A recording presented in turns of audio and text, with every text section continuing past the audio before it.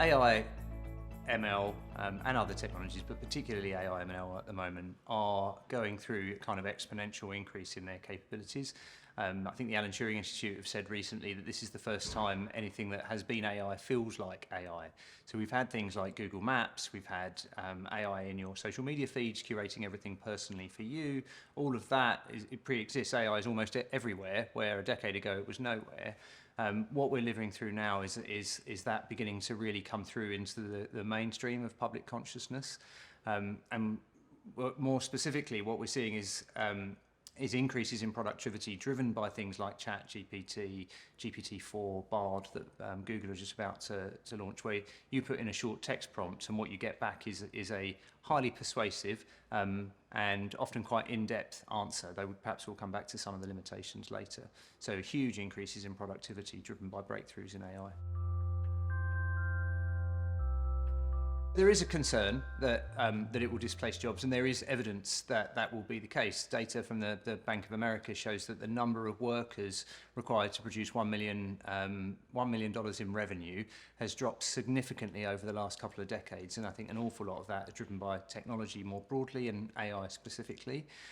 What we're seeing now is very rapid decreases in the costs of training those models. Is that a threat to jobs? It's absolutely a threat to jobs, and that's why you get innovative ideas out there like universal basic incomes. I think the jury's out on whether it will reduce the number of jobs in the economy overall. It might displace them in certain domains and create jobs in new domains. That's what technology has traditionally done. But there is an equal argument that because these are fundamental human capabilities, cognitive capabilities, that this revolution, technological revolution, is different, and that poses a profound policy challenge for governments and societies. AI already is supporting jobs. So there's the estimates, cross-industry estimates for the increases in productivity driven by ChatGPT are between 30% and 80%. I think for software development, 50% increase in the amount that you can produce using ChatGPT. I was reading yesterday about a guy, a venture capitalist, who'd had his first startup pitched to him, where the whole startup idea, the code, the software code, everything was generated with AI as a kind of intelligent assistant. So instead of having to find a co-partner or a co-founder, you built it together. And that kind of innovation, I think, will drive economic growth and will create jobs. The question, though, is its effect on the wider market. There are a whole range of different areas. I think one obvious area is increases in skills. When you're getting that exponential increase in AI capabilities, challenging things that we can do, you're going to need to learn and relearn pretty rapidly. You're going to need to learn to adapt. So we already have MOOCs, massive open online courses that people can sign up to. Many of those are free. I think what you're going to see is increasingly individually tailored learning that focuses on the individual and learns with them, so to help increase their productivity and their capability. So I think skills is absolutely key to driving innovation. Then I think you'll have whole new areas of jobs that open up in the way that technology always does. I'm not going to do the fool's errand of trying to predict what they might be.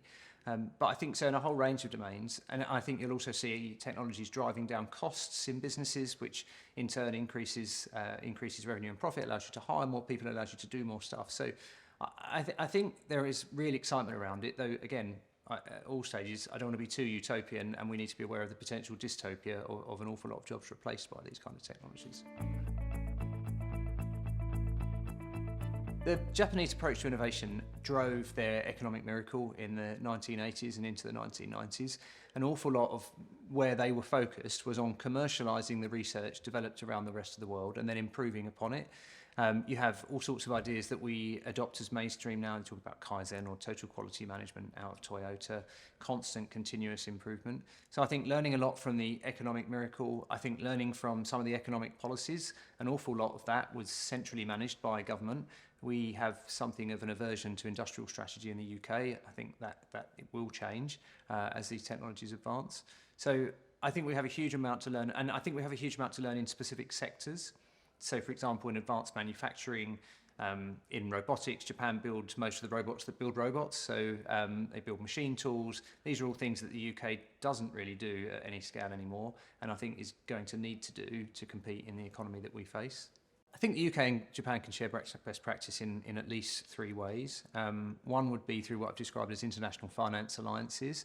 thinking about how you bring VCs together from our two countries to help unlock innovation, to invest in breakthrough companies, and then to scale those innovations into new markets, both in Europe, worldwide, in Japan, and of course into the Indo-Pacific, where the world's largest middle class will be. So International Finance Alliances is one. At Fujitsu, we're helping to build an innovation bridge to Japan, so where we invest in startups here and then enable them to access the Japanese market and invest in those companies in Japan that we think can bring benefit to the UK economy and do the inverse. So I think that kind of innovation bridge. I think digital trade corridors that enable information to flow much more effectively is probably the third of those. So, and if I can be permitted to add a fourth to my list of three, I think I would also say much closer government-to-government collaboration in strategic industries, those technologies that we think really might create a kind of flywheel effect of constant development and growth. They're the things that you need to do with partners and work together through shared strengths.